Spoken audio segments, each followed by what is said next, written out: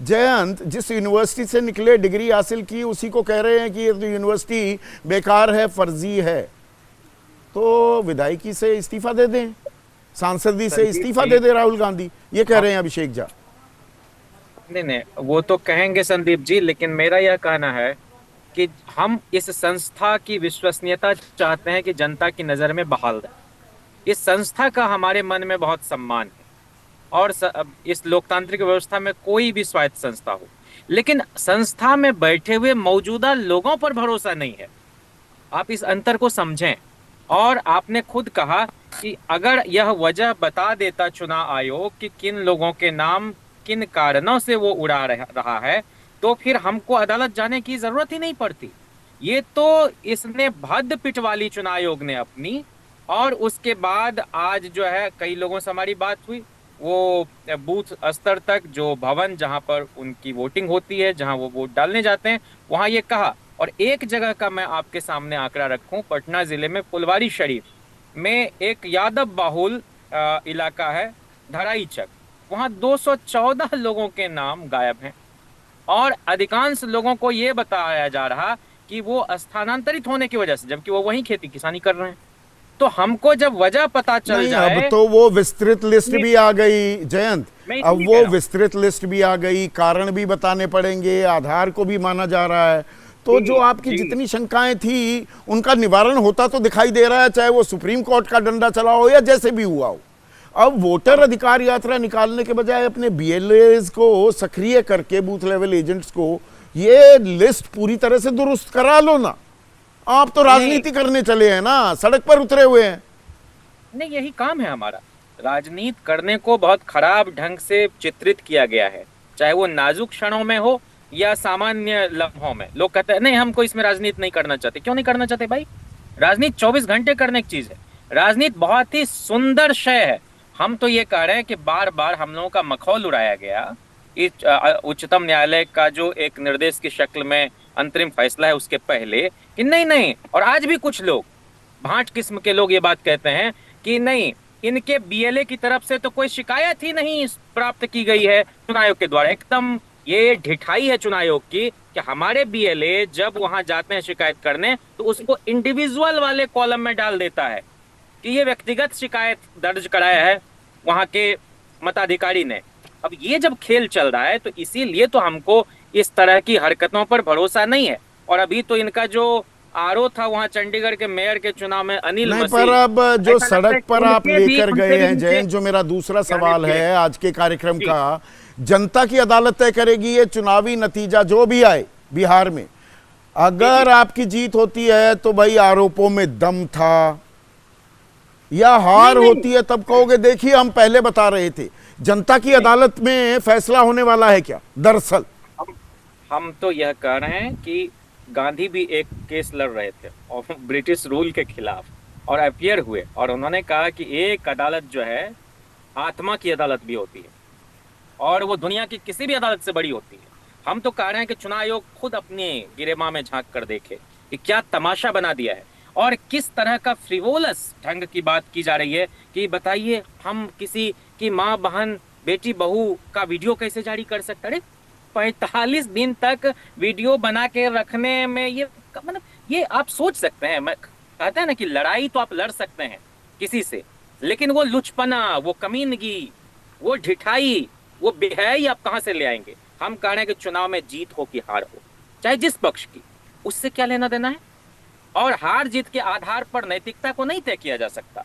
हम तो चाहते हैं कि नहीं, इसकी इसको आप साख फट के। व्यक्तिगत लड़ाई बना रहे हैं क्या जयंत जिज्ञासु? आपने जैसे शब्दों का भी इस्तेमाल किया, इन ये गैर जरूरी भी थे, कोई जरूरी नहीं है जिस तरह के शब्द आप इस्तेमाल कर रहे हैं, लेकिन नहीं, अब हम ये कह एक पर्सनल बैटल, एक निजी द्वंद में भी तब्दील हो गया है क्या? ये ज्ञानेश कुमार बनाम तेजस्वी, नहीं नहीं ज्ञानेश कुमार बनाम राहुल गांधी, नहीं, ये निजी ज्ञानेश, खुन्नस निकाली जा रही है क्या?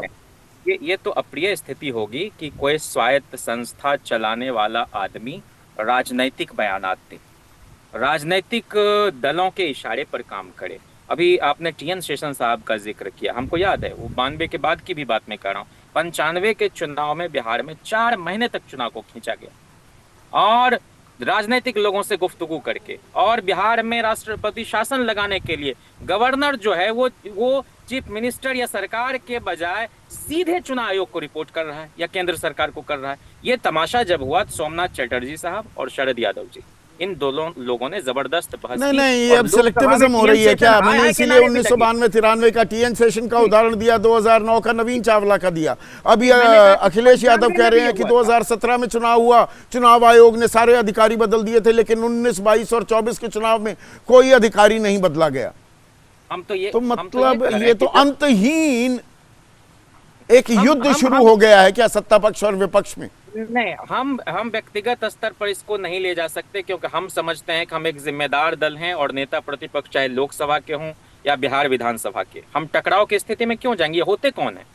इनका तो एक दायित्व है काम करना। लेकिन हाँ, हम बिहार के घर घर में इस वोटर अधिकार यात्रा के जरिए इस बात को पहुंचाने की कोशिश कर रहे हैं कि बड़ी मुश्किल से जो मताधिकार मिला है भारतवर्ष में, अमेरिका में तो महिलाओं को मताधिकार प्राप्त करने के लिए वर्षों जद्दोजहद करना पड़ा।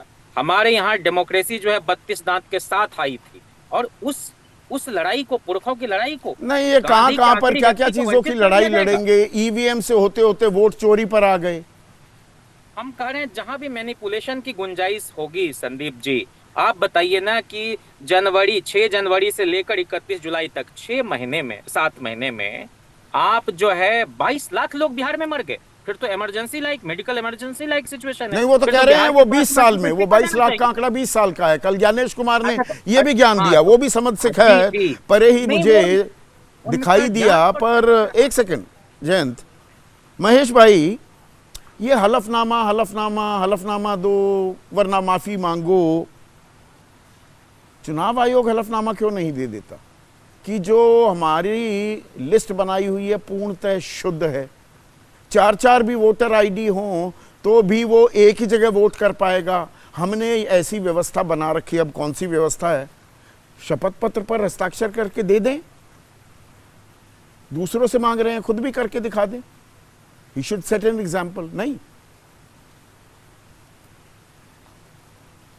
संदीप जी, मैं आपकी बातों का जवाब दूं उससे पहले मैं आपके दर्शकों के सामने ये बात रखना चाहूँगा कि एक भारत में जो है भारतीय अपराध संहिता है, जिसमें ये कहा जाता है हिट एंड रन, कि मारो और भागो तो वो डबल अपराध हो जाता है। ऐसे में आज मैं आपके दर्शकों को कहीं हाजिर नाजिर करके राहुल गांधी, तेजस्वी और तमाम विपक्ष के जो मित्र हैं उनसे पूछना चाहता हूं कि क्या किया जाए संविधान के आर्टिकल 324 को, सुप्रीम कोर्ट के उस आदेश को जो बिहार के SIR पे कहता है कि चुनाव आयोग जो निर्णय लिया है वो संवैधानिक है। क्या किया जाए उस 70,000 BLA को जो कांग्रेस और RLD के लोगों ने पार्टिसिपेट कर रहे हैं और आज तक एक भी कंप्लेन नहीं आया? क्या करें उस चीज को कि 1 जुलाई से पहले चुनाव आयोग वोट चोर नहीं था, वोट के ऊपर चोट नहीं डाल रहा था? किस तरह से यह जस्टिफाई किया जाए कि राहुल गांधी झूठ नहीं बोल रहे हैं? किस तरह से कहा जाए कि तेजस्वी यादव राजनीतिक कारणों से ये सारे बवाल और ये सारे आलाप और बिलाप और ये प्रलाप शुरू हुआ है?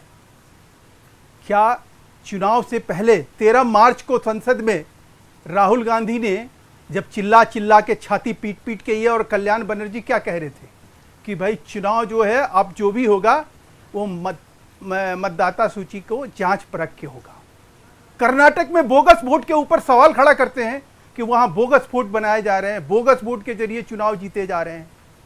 बिहार में जब वो बोगस वोट काटे जा रहे हैं तो ये कह रहे हैं कि वहां बोगस वोट के वहां लेके आ रहे हैं। वोट चोर से पहले कहते हैं कि मेरे पास बम है। बम के ऊपर जब सवाल चुनाव आयोग ये पूछ लेता है कि हलफनामा दे दो भाई, हम आपकी मतलब जो भी आपके आरोप हैं, जो एलिगेशन है, हम उसकी कहीं जांच करा लेते हैं। अब वो जांच होती है और ये जांच की कॉपी मैं ले आया हूं और ये मैं पढ़ के आपको सुना सकता हूं। अच्छा, कि जिन जिन लोगों का नाम लिया राहुल गांधी ने और जिन जिन आरोप को लगाया उन्होंने कर्नाटक को लेकर, वो स्पष्ट किया। और ये मेरे हाथ में जो कागज है ये इलेक्शन कमीशन के ट्विटर तो चलिए आज account है, मैंने उसके आज ऊपर आप available ना है, इस कोई बात भी पर आदमी एतराज इसको नहीं लिख कर सकता है। सकते अब महेश भाई, मैंने झूठ के पैर आपको नहीं होते। बिना रोके टोके अब लगभग सवाल 3 उठा मिनट बोल कि लिए। जब वहां अब सारी आपने बातें अपना- झूठी अच्छा, निकल गई, देखो झूठ अब का भी नहीं पुलिंदा मान वो रहे। साबित हुआ, मैंने कुछ भी इन नहीं लोगों बोला, ने 3 वोट मिनट चोर आपको कहना बोलने शुरू दिया, किया। अभी भी और बोलना आप चाह रहे, बोलिए संदीप भाई क्या किसी करूं अब आदमी मैं? को कहेंगे आप वोट चोर हैं, उससे आप ये अपेक्षा करेंगे कि वो मैं आपको मतलब बीच में आर्थिक बोलो ही कार्य ना, को कुछ कहें आपसे कि सवाल नहीं ही ना साहब, आप पूछूं। बहुत बढ़िया बात कह रहे हैं, हम संवैधानिक संस्था हैं तो क्या हुआ, हमें भाई इनका सुप्रीम कोर्ट ने फोन भी कट गया है आदेश क्या, या ये मेरी आवाज नहीं सुन पा रहे पीसीआर? कहतों के हाथ से महेश भाई मैं सवाल पूछ सकता हूं, इजाजत है? ये कैसे इस चीज को जस्टिफाई करेंगे? और चुनाव आयोग ने क्या गलत कहा?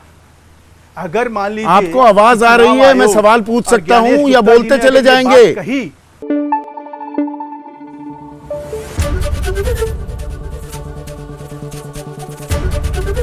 एबीपी न्यूज आपको रखे आगे।